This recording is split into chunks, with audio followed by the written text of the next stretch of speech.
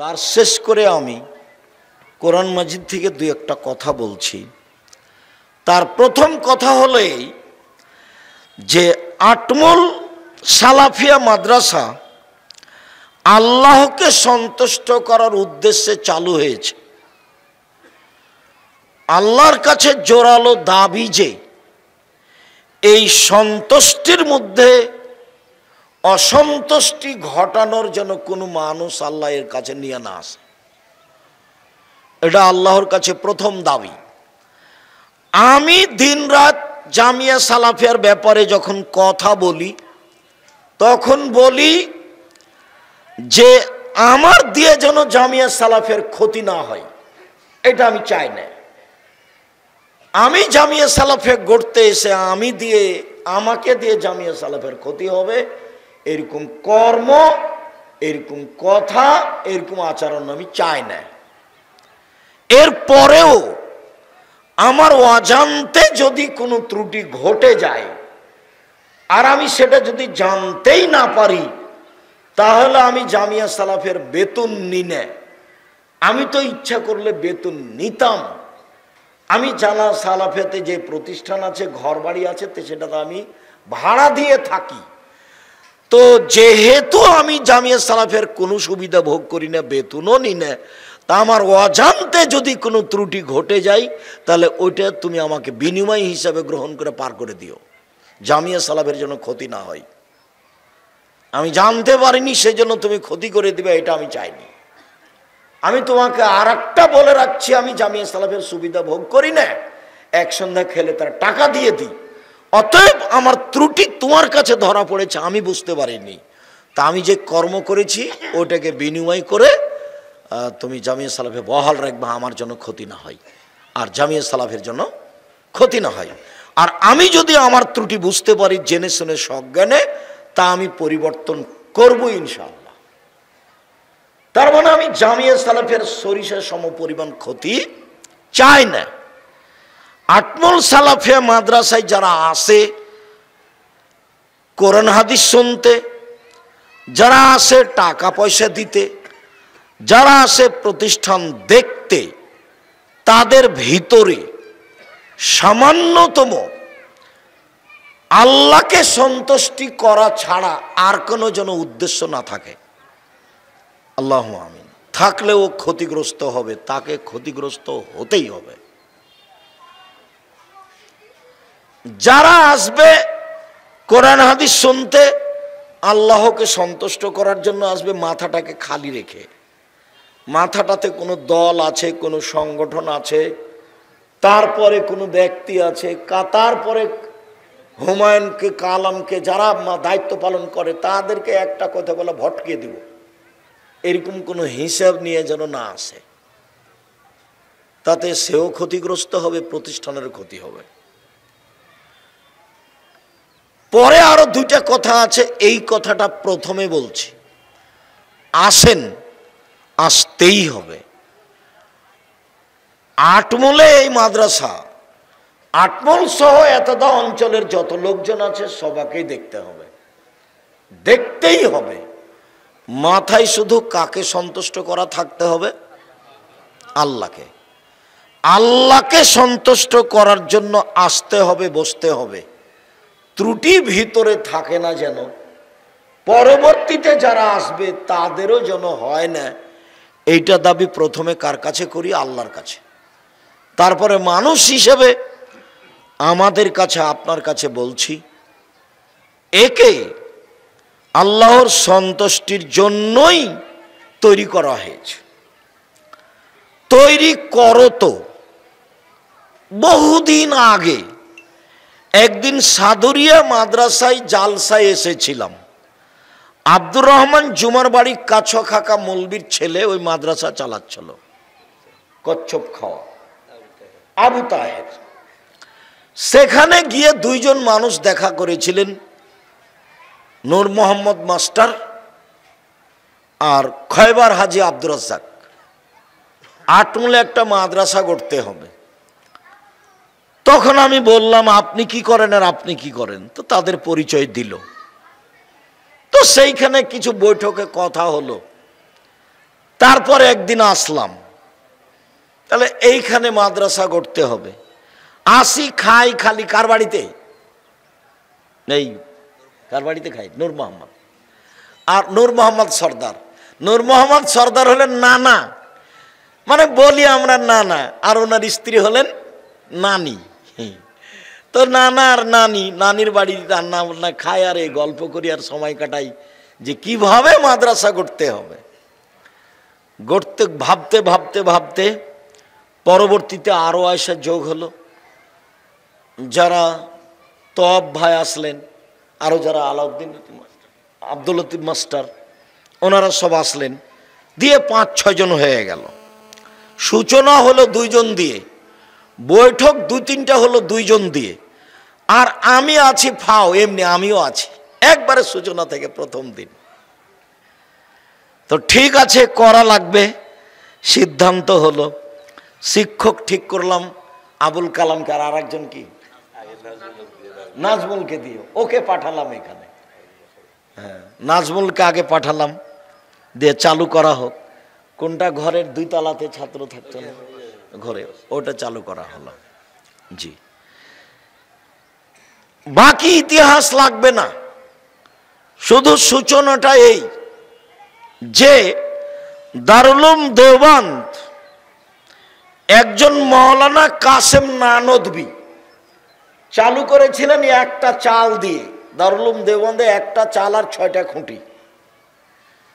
কাসেম নানদভী হলেন পরিচালক শিক্ষক, আর হুসাইন আহমদ মাদানী হলেন ছাত্র। যে হুসাইন আহমদ মাদানী 50 বছর যাবৎ, 45 বছর যাবৎ বুখারী পড়িয়েছে। তো 6 জন ছাত্র দিয়ে চালু। আর একটা কথা আছে যেটা আমি বিশ্বাস করি না, সেটা বিদাতি কথা, যে কাসেম নাদৌরি স্বপ্নে দেখলেন, তারপর এখানে এসে এই জায়গাটাতে এর নাক দিয়ে টানেন, শ্বাসটান, খালি গন্ধ আছে, খালি সেন্ট আছে, সেন্ট আছে। কিসের সেন্ট রে? হাদিসের সেন্ট, মাদ্রাসায় খুলতে হবে। এইগুলো কথা ঠিক নয় বলে আমি মনে করি। তো উনি চালু করেছিলেন একটা চাল দিয়ে, দেওবন্দ একটা চাল দিয়ে 6টা খুঁটি দিয়ে চালু হয়। তো এটাও সেভাবে চালু হয়েছে। কোনো দিন তারা ভুল অক্ষরে কাসেম নাদবীকে ভুলেনি। নবী নয় যে নবী বলে ডাকে। কোনো দিন তারা হুসাইন আহমদ মাদানীকে ভুলেনি, নবী নয় যে নবী বলে ডাকে। আমি আসলে বলিনি যে হুসাইন আহমদ মাদানী শিরক করেছেন। জজ আমাকে যখন বলল সিলেট সুনামগঞ্জ কোর্টের, ও ভুল বলল, কিন্তু আমাকে কথা বলা নিষেধ করা আছে, তাই আমি বলতে পারিনি। আমি বলেছি যে এটা শিরক, এটা শিরক, এটা শিরক। হুসাইন আহমদ মাদানী যেখানে ডালিম গাছের নিচে বুখারী পড়াতেন, পরবর্তী শিক্ষকেরা বলতেন যে বরকতের জন্য ডালিম গাছের নিচে বুখারী পড়তে যেতে হবে একদিন। আমি বলেছি এটা শিরক। কথা বুঝতে পারোনি? আমি বলিনি যে হুসাইন আহমদ মাদানী মুশরিক, এ কথা আমি বলিনি। আমি বলেছি যে হুসাইন আহমদ মাদানী ডালিম গাছের নিচে বুখারী পড়াতেন, পরবর্তীতে যেসব বিদ্বানেরা বলেছেন যে বরকতের জন্য একদিন কোথায় বুখারী পড়াতে যেতে হবে? ডালিম গাছের নিচে। আমি এটাকে শিরক বলেছি। তো জজ আমাকে বলছে, ছাত্তা মসজিদের ওখানে জজ আমাকে বলছেন যে আপনি বলেছেন হুসাইন আহমদ মাদানী মুশরিক। তা আমি কিন্তু এখন তার বলতে পারি না যে না, আপনি ভুল বলছেন। কেননা উকিল আমাকে বলেছে যা বলবেন মুখ খুলবেন না, যা বলবে খালি আপনি শুনবেন। এদের নাম জজ, হাকিম। হাকিম নড়ে তো হুকুম নড়ে না, একটা ঘটে যেতে পারে। তো তারা কোনোদিন স্মরণে তাদেরকে ভুলেনি। তাদের একটা দুয়া বরকত আছে, যখনই ভিন্ন কিছু ঘটবে তখন আল্লাহর অসন্তুষ্টি নেমে আসবে। যখনই আল্লাহর অসন্তুষ্টি নেমে আসবে তখন আপনার শত চেষ্টা ব্যর্থ হবে, শত চেষ্টা ব্যর্থ হবে। আর আরেকটা কথা, যে কাজের জন্য লাগে অধিকার। যেমন আমরা তব ভাইয়ের ছেলেকে পূর্ণ অধিকার দিয়ে রেখেছি, বাবা তুমি প্রতিষ্ঠানটা দেখো, ভাবো, চিন্তা ভাবনা করো, প্রতিষ্ঠান ভালোভাবে গড়তেই হবে। তো স্বাধীনতাই চেয়েছে মুসা আলাইহিস সালাম ফেরাউনের কাছে গিয়ে। স্বাধীনতার খুব দাম, একবারও বলেননি মুসা ফেরাউনকে যে ইসলাম কবুল করে, ইসলাম গ্রহণ করেন, বলেন এক আল্লাহ, বলেন এক আল্লাহ, এ কথা মুসা বলেননি। দেখেন 1 মিনিট বলি, এই চলো এক, চুপ থাকো। মুসা আলাইহিস সালাম আল্লাহ যখন মুসাকে বললেন যে ফেরাউনের কাছে যান আপনি, তো মুসা বললেন যে আমি সাবলীল ভাষায় ভালো করে কথা বলতে পারি না। তখন আল্লাহ বললেন যে আমি ওটা ঠিক করে দিচ্ছি, আপনি বলেন রব্বি ইশরাহ লি সাদরি ওয়া ইয়াসসির লি আমরি ওয়াহলুল উকদাতাম মিন লিসানি ইয়াফকাহু কাওলি, যেতে হবে, যান, আমি ওটা ঠিক করছি। তখন মুসা আলাইহিস সালাম বলছেন, দেখেন ফেরাউনের পক্ষ থেকে আমার উপরে একটা হত্যার অভিযোগ আছে, আমি কিন্তু এক থাপ্পড় দিয়ে একটা মানুষ মেরে পালিয়ে এসেছি, ও কিন্তু আমাকে মারবে। তখন আল্লাহ বলছেন যে ঠিক আছে, আমি আপনার সাথে আছি, আমি আপনার সাথে আছি। তো মুসা আলাইহিস সালাম বলছেন, না আমি একাই যেতে পারবো না, আমার ভয় হচ্ছে। এরপরেও কি হবে তাহলে? বলে আমার ভাইকে সাথে দেন। ঠিক আছে, দিলাম। সব কথা আল্লাহ মুসার মেনে নিলেন। এইবার দুইজন চলে এসেছেন ফেরাউনের কাছে, ফেরাউনা ফাকুলা, দুইজন এসে বলছেন, ইন্না রাসূল রাব্বিল আলামিন, আমরা হচ্ছি বিশ্বজগতের প্রতিপালকের পক্ষ থেকে রাসূল, আন আরসেল মানা বানি ইসরাইলা, বানি ইসরাইল আপনাদের দাস দাসী হিসাবে আছে, ছেড়ে দেন। আব্দুল্লাহর বক্তব্যই এটা, গোলাম হয়ে জাতির কাছে বসবাস করতে রাজি নই, গোলাম হয়ে একদিন বাঁচতে চায় না। মুসা বলছেন যে আমার সম্প্রদায়কে ছেড়ে দিতে হবে। আগে তো এসে বলবে বল লা ইলাহা ইল্লাল্লাহ বল, এই কথা না বলে কি বলছেন, আমার লোকজন ছেড়ে দেন। যুগ যুগ ধরে মুসা আলাইহিস সালামের সম্প্রদায়ের বানি ইসরায়েলেরা দাস দাসী হিসেবে আছে, সারাদিন পুরুষকে কাজ করে নেই বা যখন তখন পুরুষদের হত্যা করে, আর বানি ইসরায়েলের নারীদের সাথে অন্যায় করে এবং বাড়িতে দাসী হিসাবে রাখে। শতাব্দীর পর শতাব্দী, শতাব্দীর পর শতাব্দী, কাল কাল ধরে চলছে। তো মুসা আলাইহিস সালাম বলছেন ছেড়ে দেন এদেরকে। তো এই কথা বলতে ফেরাউনের খুব ব্যাঘাত, আতে ঘা লেগেছে। তখন ফেরাউন বলছে, আলাম নুরাব্বিকা ফিনা, কি ব্যাপার, তোমাকে আমি লালন পালন করিনি ওয়ালিদান শিশুকালে, অলাবেস্তা ফিনা নুমরেকা সিনিনা, তুমি বহুদিন আমার মাঝে ছিলে না, আমার সামনে এসে এভাবে কথা বলো, মানে আমার লোকজনকে ছেড়ে দেন, এই কথা তো যেমন তেমন নয়, এটা মুখের ওপরে বলা, লিখিত ভাবেও নয়, স্মারকলিপি নাই এখানে, নগদ ছেড়ে দেন। তখন ছোট থেকে শুরু করেছে ফেরাউন তাকে সামনে, তোমাকে আমি লালন পালন করিনি, তুমি আমার বাসায় বহুদিন ছিল না, ফালতা ফালাতা কাল্লাতি ফালতা, তুমি একটা কর্ম করেছো, যা তুমি করেছো, তুমি তোমার কর্ম করেছো, এক থাপ্পড়ে মানুষ মেরেছো, ওয়ান্তা মিনাল কাফিরিন, তুমি বড় অকৃতজ্ঞ। এটা মুখের উপরে ফেরাউন বলল মুসাকে, মুসা বললেন একটা, ফেরাউন বলল আর একটা। তো এইবার মুসা বলছেন যে কালা ফাল তুহা এদাউয়ানা মিনাল দলিন, হ্যাঁ আমি এক থাপড় দিয়ে মানুষ মেরেছি, তখন আমি ভ্রান্ত পথে ছিলাম। ফারাত্ত মিনকুম, তোমার ভয়ে আমি দেশ ছেড়েছি। লাম্মা খিফতুকুম, যখন তোমার আশঙ্কা তোমাকে মারবা। ফওয়াহাব আলী রব্বি হুকমান, আমার প্রতিপালক আমাকে জ্ঞানে গুণে পূর্ণ করেছেন। ওয়াজালানি মিনাল মুসলিম মুরসালিন, আমাকে নবী করেছেন। অতিলকা নিয়ামাতুন তামুন্নুহা, আর এই যে তুমি বললে ছোট থেকে লালন পালন করেছি, এই করেছি, তুমি আমার প্রতি অনুগ্রহ করেছ, অনুগ্রহ করে তুমি খোটা দিয়েছ। আনাবাত্তা বানি ইসরাইলা, এই সুবাদে তুমি বানি ইসরাইলকে দাস দাসীতে পরিণত করেছ, তুমি বড় উদ্ধত স্বৈরাচার সীমা লঙ্ঘন করেছ। এটা মুসা আলাইহিস সালাম বললেন। যখন বললেন যে তুমি উদ্ধত স্বৈরাচার সীমা লঙ্ঘন করেছ, তখন ফেরাউন হত্যার সিদ্ধান্ত নিল। যা হলো হলো। তো কাজের জন্য স্বাধীনতা লাগে, আর একজন যদি এসে হাত খেলায় তাহলে সে কাজ কখনো সুন্দর হবে না। প্রত্যেকটা মানুষ যারা কিছু করতে চায় তারা যেন জাতির কাছে স্বাধীনতা নেয়। স্বাধীনতা না থাকলে কিছু করতে পারবে না। এটা এক। প্রথমত ভুল কিছু করলে আল্লাহ অসন্তুষ্ট হলে একটাও টিকবে না। দুই, সূরা ইউসুফে আছে যে যখন ইউসুফ আলাইহিস সালামের কাছে সরকারিভাবে লোক পাঠানো হলো যে আপনাকে সরকার ডেকে পাঠিয়েছে আর আপনাকে জেলে থাকতে হবে না, তখন ইউসুফ আলাইহিস সালাম বললেন, না, আমি জেল থেকে বের হব না যতক্ষণ পর্যন্ত জুলাইখা জাতির সামনে না বলেছে যে অন্যায় আমি করেছি, ইউসুফ করেনি। জুলাইখাকে জাতির সামনে কি বলতে হবে? অন্যায় আমি করেছি, ইউসুফ করেনি। তো আমাদের নবী তো যা বললেন যে ইউসুফের ধৈর্য আমার চেয়ে কত বেশি, যে ও বলছে যে আমি জেল থেকে বের হব না।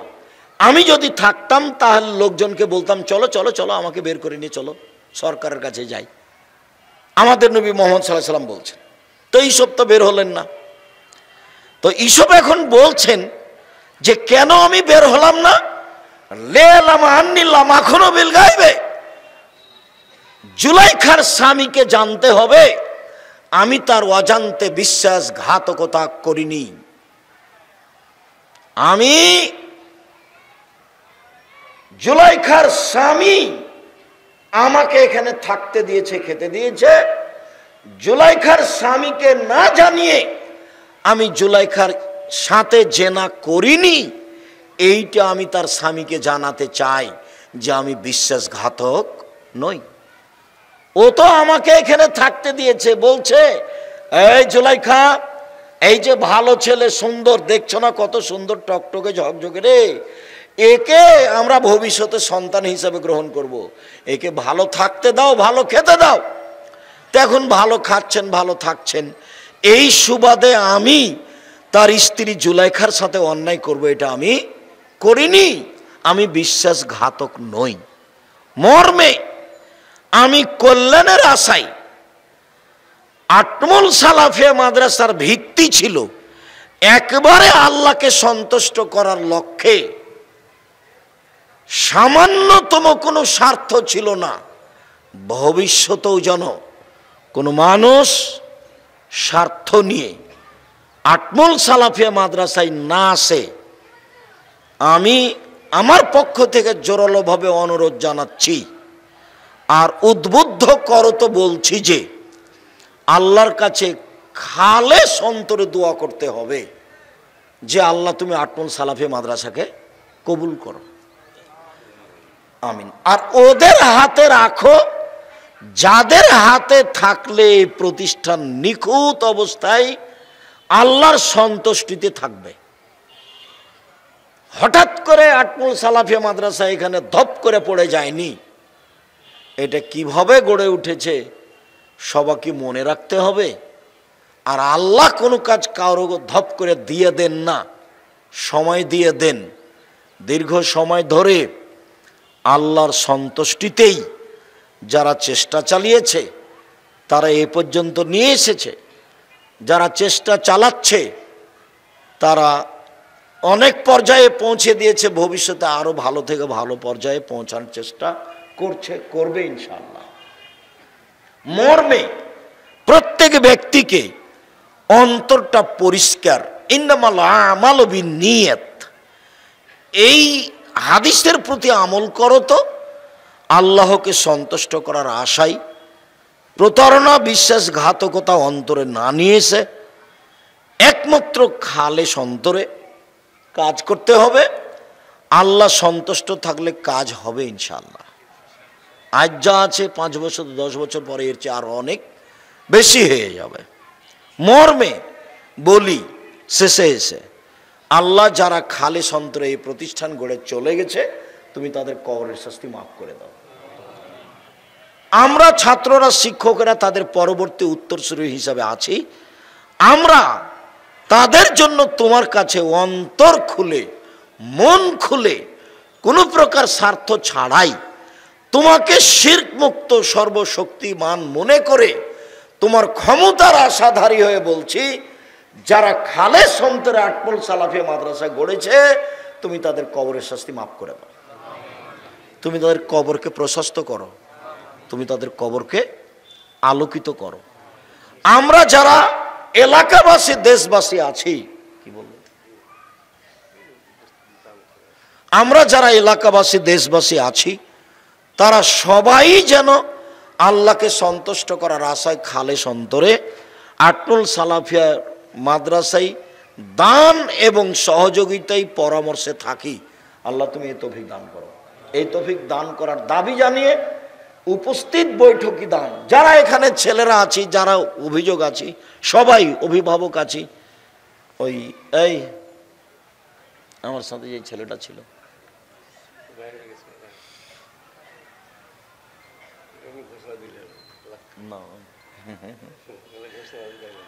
আচ্ছা আপনাদের সাথে আমিও বৈঠকি দানে আছি ইনশাআল্লাহ।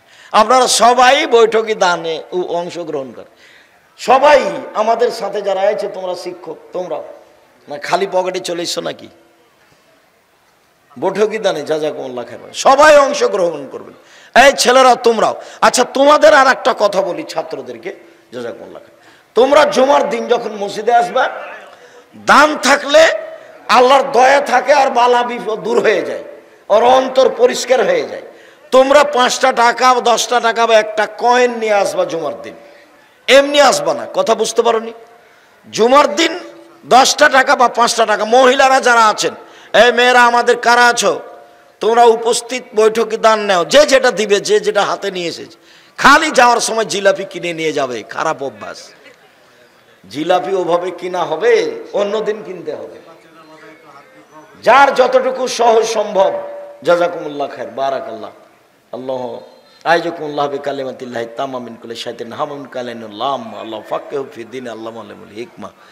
জি, আমি দোয়া বৈঠকের শেষ দোয়া পড়বো, তখন উঠবেন। তার আগে চলে যাওয়াটা, বৈঠক শেষ করাটা যেন আপনার সফলতা না হয়। আমি কথা শেষ করব, তখন আপনি যাবেন আর দানে অংশগ্রহণ করবেন, হোক কম 10 টাকা হোক। যদি ভুলে চলে এসেছি কারো কাছে, নিয়ে 10 টাকা দিবেন, 2000, 1000, 5000, 50 টাকা, যেভাবে যেটা দান করবেন। এ তো একেবারে জিরোর উপরে শুরু হয়েছে। এখন তো মাশাআল্লাহ আলহামদুলিল্লাহ, এখন তো আপনাদের মন বড় করতে হবে। যারা মেয়েরা আছো তোমরা দেখো, সহযোগিতা নাও। আমরা মাদ্রাসায় জাকাত, ওসর এবং সদকা দান করি, কিন্তু কমিটি সবাই একত্র করিয়া জমা করেন। উক্ত জমা টাকা খরচ করিয়া আমাদেরকে খাওয়ান। উক্ত দাওয়াত কি খাওয়া যাবে? মসজিদের টাকা ব্যতীত সব টাকা একসাথে থাকবে, সেটা জাকাত হোক আর দান হোক। পরিচালনায় যারা থাকবে তারা সব টাকা একসাথে করে রাখবেন। মসজিদের টাকা ব্যতীত ওই টাকা এখানে নিয়ে আসা যাবে না। তারপরে যখন এটা দেওয়া হয়েছে, তখন এটা প্রতিষ্ঠানের টাকা। প্রতিষ্ঠান যদি আপনাকে খাওয়ায়, আপনি ইচ্ছা করলে খেতে পারেন, আপনার মন চাইলে খেয়ে টাকা দিয়ে দিবেন। আমিও প্রতিষ্ঠানের খাই, কিন্তু টাকা দিয়ে দিই। যখন এটা চলে এসেছে, তখন এই টাকার মালিক যারা, তারা এটা খরচ করবে। তারা যদি খাওয়ায়, আপনি এসে খাবেন। আপনার শান্তি তৃপ্তি না আসলে আপনি টাকা দিয়ে দিবেন, বা আপনি টাকা দিবেন, এটা আমি পছন্দ করি। আমি নিজে দিই, একদিনও খাই না টাকা।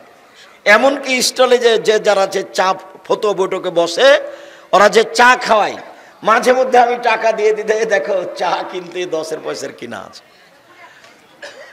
জাযাকুমুল্লাহ খাইর। মসজিদের টাকা ব্যতীত দান, সাদকা, ওসর সব একসাথে থাকবে, খালি মসজিদেরটা ভিন্ন থাকবে। এইটা যারা সভাপতি সেক্রেটারি আছে তারা বলবে। আরে আপনারা সবাই ছেলে নিয়ে আসবেন ভর্তি করার জন্য, যেহেতু এখন ভালো অবস্থায় আছে। ছেলে মেয়ে এতটা অঞ্চলের সবাই এখানেই দিবেন, এইটা ভুল করিয়েন না। সময়ের গতিতে আমি আরো বলবো, ইনশাল্লাহ ছেলে মেয়ে ভর্তি করার ব্যাপারে এই ভুল করবেন না। এখান থেকেই ছেলে মানুষ হলে রুজি এর মাধ্যমেই হবে, দেখবেন ভালো আছে, রুজিতে আল্লাহ বরকত দিয়েছে। ইসলামের হাবাচক ও নাবাচক সবাই মানি, কিন্তু হিসাব করিয়া জাকাত দেয় না।